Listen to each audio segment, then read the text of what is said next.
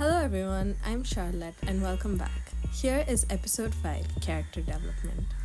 Honestly, if there's one thing I love about digital art, it's the fact that you can draw on multiple layers and not worry about the final result being chaotic or clumsy because of experimenting in the process. You can just do it in a different layer, and if you don't like it, you can scratch it off. And in addition to this, you can adjust the proportions and all of that, so it makes things less time consuming. And in that sense, I'm really grateful for the medium of digital art. But coming back to this piece, while I was ideating for Charlotte when I was younger, the main goal for her was to make her everything that I can't be in one lifetime. But ironically, after growing up, I now realize that I have everything that I need to have. However, for this piece, it was that initial thought process's result where Charlotte is posing for a magazine cover that is promotional for her new winter collection that she's releasing.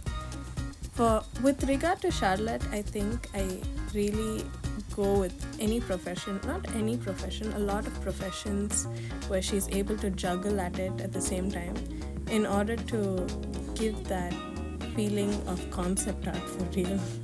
So yeah, her concept art is very imaginative and definitely not possible, but it's nice. Moving on, we have Ezra's first individual piece.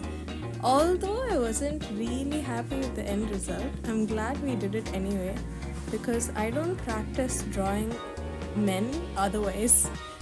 This is all the practice I have of drawing men. It did help. And I think at this point now I'm more comfortable drawing male characters because there are clumsy pieces like this of Ezra to help with that. But yeah, the overall aesthetic wasn't that bad. To be honest again, during this time I was going through a bit of an art block because some pieces came out really well prior to this. Like in the previous video, you saw how the pieces were really confident and bold statement pieces, while the pieces that came after this, especially this piece and a few other pieces, didn't come out just as well. So in that sense, there was a sense of uncertainty about, oh, where are we headed? But it was important that was cleared out through the course of these pieces because, like I said in the previous videos, sharpening a skill isn't always linear. Progress isn't linear, and that is so important to learn when you're developing a skill or just something in life. Life is not linear, and so it's okay if some pieces come out bad. It's okay if everything's not what you expected it to be because it's progress regardless. It's about how you tackle it after. That went very motivational, but it's something I keep telling people I know around me, and it's true though. But anyways, this next piece, I'm just trying to understand Ezra's anatomy because, like I said before, the previous piece wasn't much of a success. But in one sense, it helped to explore Ezra's personality because when you draw a piece with another character, it differs because of their dynamic. They react a certain way. But who is Ezra when he is just by himself? And that was what I wanted to explore with primarily when I was drawing this piece.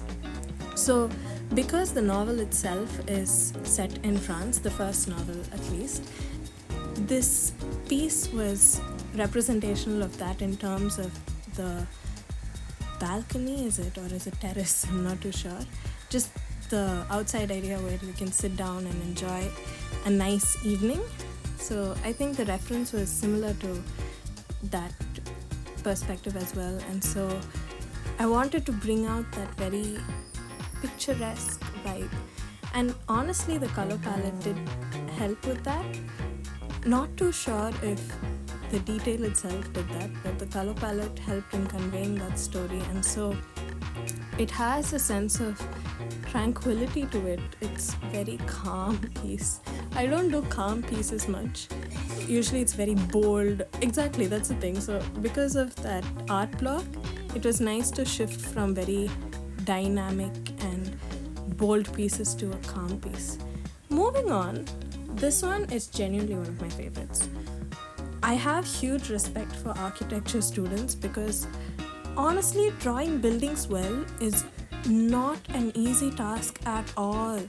If someone says otherwise, we will draw with you. But anyways, coming back to this piece, it's nice because it was the first time where I included art deco patterns intentionally in a drawing, and the art deco patterns are the statement of the piece itself, and the colors as well is very representational of art deco. I think at this point I was also doing a lot of graphic design with art deco and experimenting to see how art deco as a concept went and progressed and how I could incorporate it creatively. So that could be one of the reasons why you can see that predominance. But yes, it's so fun because the colors are a little unusual from what I usually do, and the piece itself is very experimental, right? And again, this is Ezra who's walking, and so it was nice that a piece of Ezra came well, a piece of just Ezra came well. And yeah, it was one of the few times where the larger picture of storytelling was prioritized over the characters. That's something I've realized now that I'm recording, that I really love storytelling pieces over just a character's pieces.